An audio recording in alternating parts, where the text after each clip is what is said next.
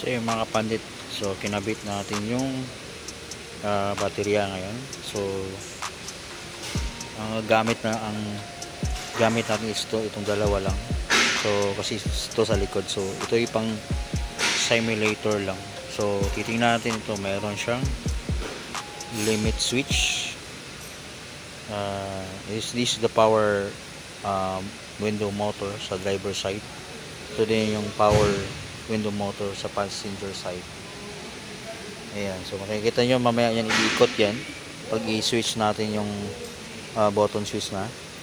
Tsaka ito mag-ano siya, magsa-simulate ng movement as like a power window system.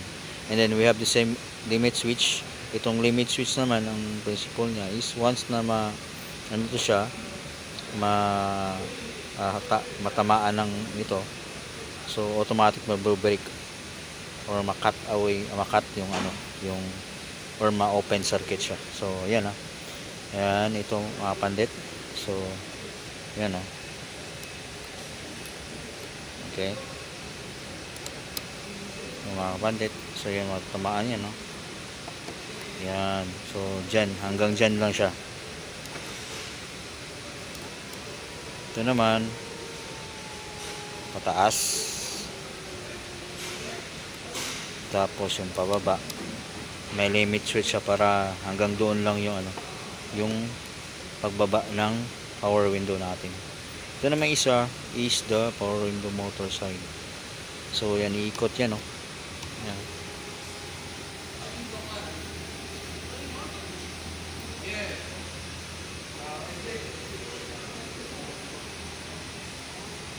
So ito lang, dalawang switch lang mga pandit, kasi itong dalawa is sa likod to, so hindi siya natin na-connect. So ito lang, dalawa lang. And yan, just for lang siya mga pandit, for educational purpose, para makita ng estudyante kung ano yung principle ng power window system. So of course meron tayong simulate yung ignition switch nya, door switch, meron ding fuse, circuit breaker, power window relay, and then we have the sub switch sa passenger side. Yan. Yan. Switch. Okay. So ito yung power window main switch. Usually sa driver side. So again, ito natin switch. Yan.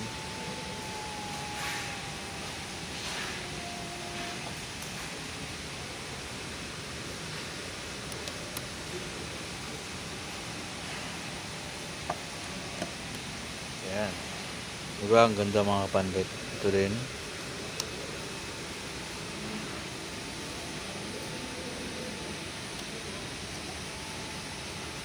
So pinotice nag-ano siya pag switch natin pa baba, so nag-ano siya, nagka clockwise yung rotation niya. Ito naman kung pataas, nagka counterclockwise, meaning meron tayong pababa, pataas na pag galaw ng ating power window. Okay, so yan mga pandito. So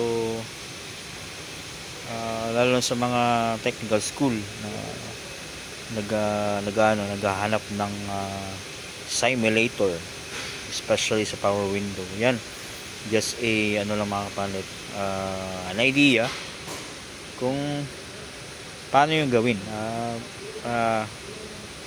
mas mapadali yung natin, lecture or simulation.